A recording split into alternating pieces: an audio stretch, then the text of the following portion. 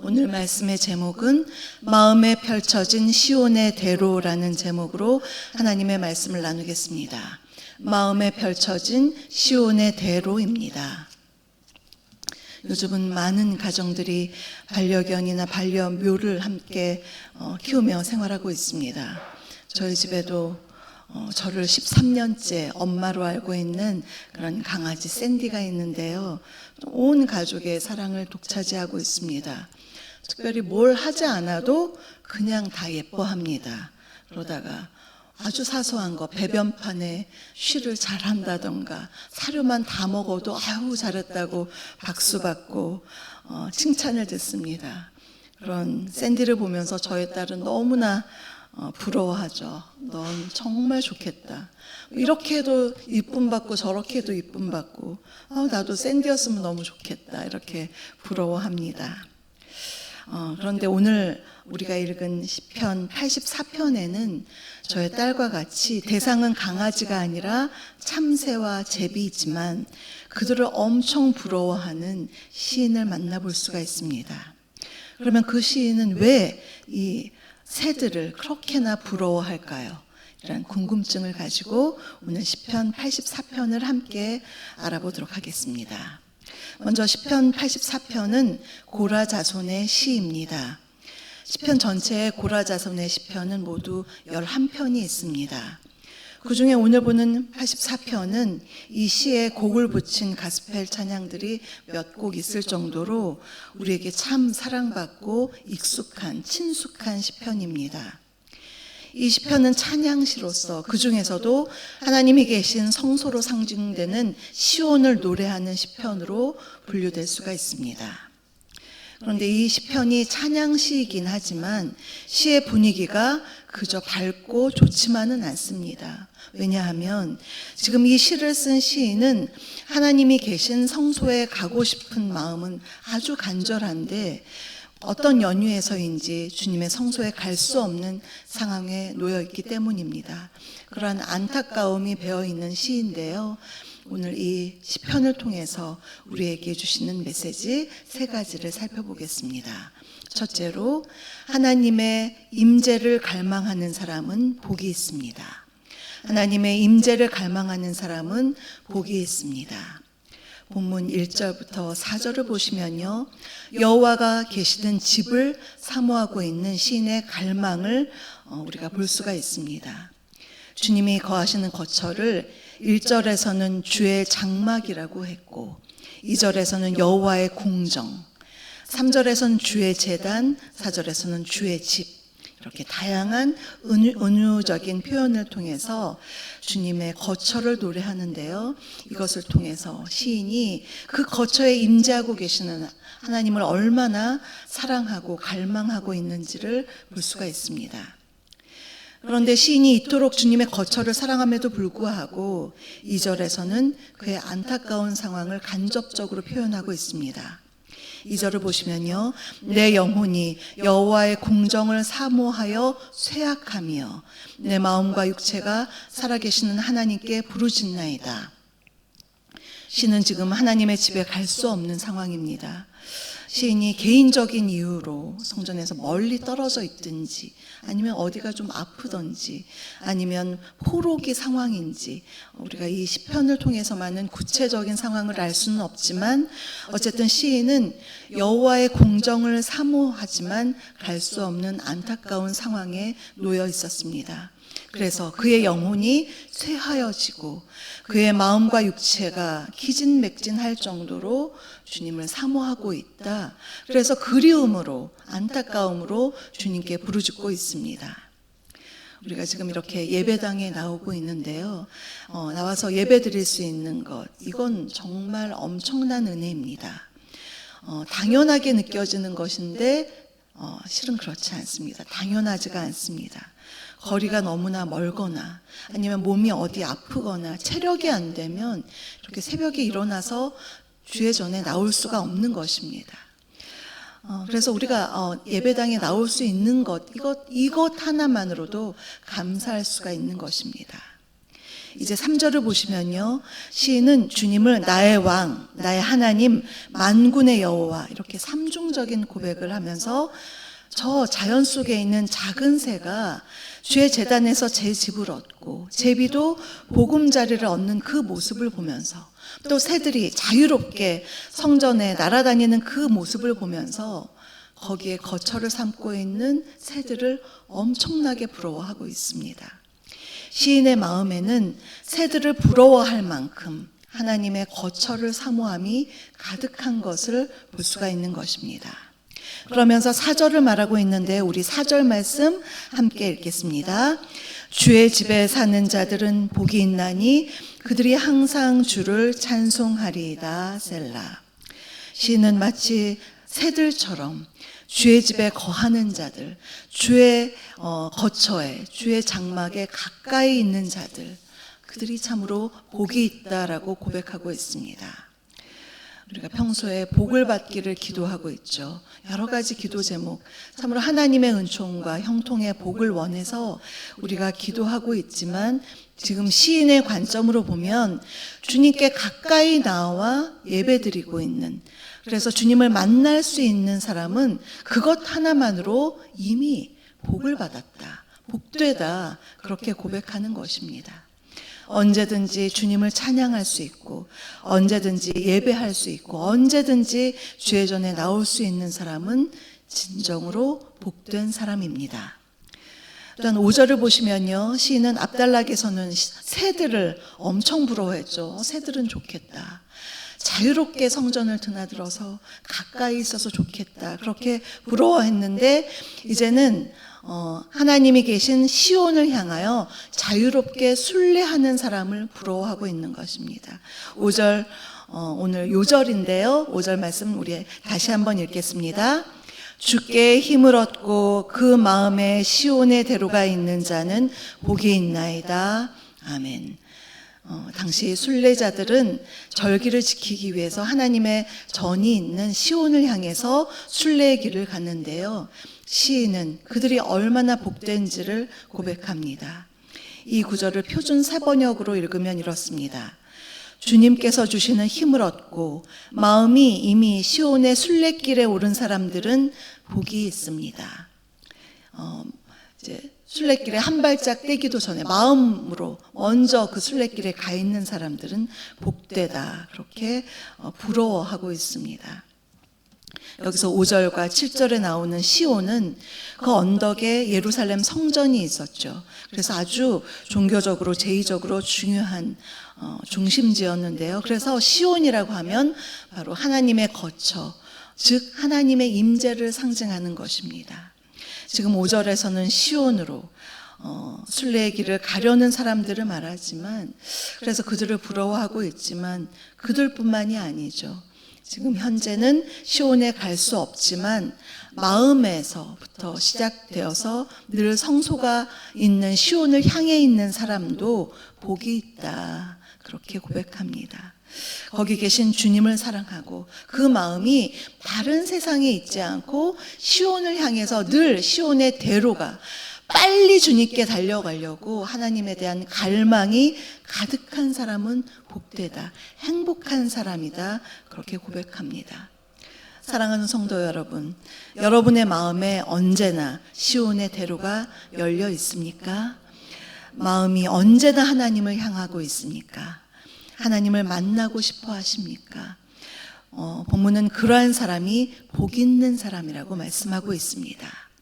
늘 마음에 시온의 대로가 열려서 하나님을 바라보고 그분의 임재를 사모하시는 저와 여러분 되시기를 주님의 이름으로 축복합니다.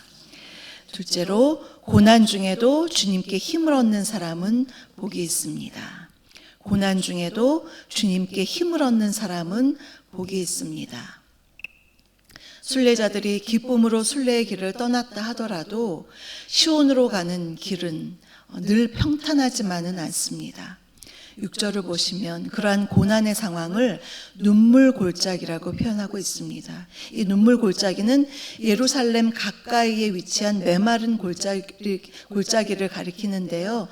정확히는 발삼나무가 많았던 박하 골짜기를 가리킵니다. 그래서 순례자들이 예루살렘을 가려고 할 때는 이 박하 골짜기를 통과해야만 했습니다. 여기서 박하가 그 원어로 히브리어로 눈물이라는 뜻입니다. 눈물 골짜기입니다. 발삼나무가 많아서 그런 별명이 지어졌는데요. 어떠한 특징이 있었냐면 발삼나무에는 수액이 많이 있어서 그 수액이 마치 눈물처럼 이렇게 흘렀습니다. 우리나라로 말하면 고로쇠물처럼 발삼나무는 이렇게 수액이 흘렀습니다. 마치 눈물을 흘리는 것 같다라는 그러한 의미에서 발삼나무가 많은 그 골짜기를 박하 골짜기, 눈물 골짜기라고 했습니다. 여기서 눈물 골짜기는 은유적인 시적 표현이죠. 성도들이 인생을 살아갈 때, 또 주님의 뜻을 따라 주님의 일을 할 때에 겪게 되는 수많은 고난과 눈물과 어려움을 상징합니다. 우리 인생에 때로 눈물 골짜기가 있지 않은가요? 건강으로 인한 눈물 골짜기를 지나고 물질의 어려움으로 눈물 골짜기를 지납니다. 자녀에 대한 그런 근심으로 그렇게 눈물 골짜기를 지날 때도 있습니다. 그런데 시인은 그 눈물 골짜기를 지나갈 때 하나님의 도우심과 은혜가 있다고 고백하고 있습니다. 하나님의 은혜로 눈물 골짜기가 많은 샘물이 솟는 소생의 장소가 될 것이며 또 그곳에 이른비가 내릴 것이라고 고백합니다. 이른비는 팔레스타인 지방에 내리는 10월에서 11월에 내리는 그러한 비인데요. 그 비는 굉장히 좋은 비였습니다. 메마른 땅을 촉촉히 적셔주어서 그래서 농사를 지을 수 있게끔 해주는 정말 고마운 비였습니다. 그래서 성경에서 이른 비는 어려운 고난에서 건지시고 회복하시는 그런 하나님의 은혜를 상징하고 있습니다. 사랑하는 성도 여러분, 주님을 믿고 가는 믿음의 길에는 언제나 푸른 풀밭만 있지는 않습니다. 이런 눈물이 있는 눈물 골짜기, 사망의 음침한 골짜기를 지날 때에도 우리가 기억해야 할 것은 주께서 나와 함께 하심을 믿으시기를 바랍니다. 주님의 지팡이와 막대기가 나를 항상 안위하여 주시고 또한 본문에서처럼 샘의 풍성한 은혜를 주신다는 것을 우리가 믿으면서 또 7절에서 주님께서 우리에게 힘을 주신다고 했습니다. 주님께 힘을 얻어서 날로 강인해지며 시온에서 주님을 더 가깝게 만나게 될 것이다. 그렇게 고백하고 있습니다. 셋째로 하나님만이 최고의 복이 되어 주십니다. 하나님만이 최고의 복이 되어 주십니다. 8절에서 하나님께 간곡한 기도로 나아갔던 시인은 10절에서는 다시 성전에 대한 사모함을 한 번 더 고백하고 있습니다. 주의 궁정에서의 한 날이 다른 곳에서의 첫날보다 더 낫다, 더 행복하다라고 고백합니다. 또한 악인의 장막에 거하는 것보다 하나님의 성전에 문지기로 있는 것이 더 좋다라고 고백합니다. 이 시를 쓴 고라 자손은요, 다윗 시대의 성전 문지기의 역할을 했습니다. 그래서 10절의 고백은 그냥 생각만, 관념적인 고백이 아니라 고라 자손의 실제적이고 경험적인 고백인 것입니다. 다른 사람에게는 좀 아무 일도 아닌 것 같은, 어떤 사람에게는 하찮아 보이는 그 성전 문지기가 주님을 가까이 할 수 있기 때문에 저는 너무 행복합니다. 그렇게 경험적으로 고백하는 것입니다. 그러한 사람에게 무엇을 하나님께서 주시느냐, 11절을 보시면요, 생명의 근원인 해, 하나님께서 해, 태양이 되어주시고 또 방패가 되신다, 참된 보호자가 되신다. 성전 문지기에게, 성전을 사모하는 자에게 주시는 하나님의 축복입니다. 또한 정직한 자, 의로운 자에게 은혜와 영화와 모든 좋은 것들을 하나님께서 부어주신다라고 말씀하셨습니다. 하나님이 그분 자체가 최고의 복이 되어 주시는 것입니다. 사랑하는 성도 여러분, 오늘 우리는 시온을 향한 갈망에 가득한 시인을 통해서 어떤 사람이 복된 사람인지를 우리가 함께 살펴보았습니다. 첫째로, 하나님의 임재를 갈망하는 사람은 복이 있고, 두 번째로, 고난 중에도 주님께 힘을 얻는 사람은 복이 있고, 셋째로, 하나님만이 최고의 복 그 자체가 되어주십니다. 언제나 주님을 향한 갈망과 그분의 임재를 사모하여서 마음에 언제나 시온의 대로가 펼쳐져 있는 복된 삶을 사시는 저와 여러분, 우리 모두가 되시기를 주님의 이름으로 축복합니다. 오늘의 말씀을 생각하시면서 찬송가 249장을 함께 부르시겠습니다.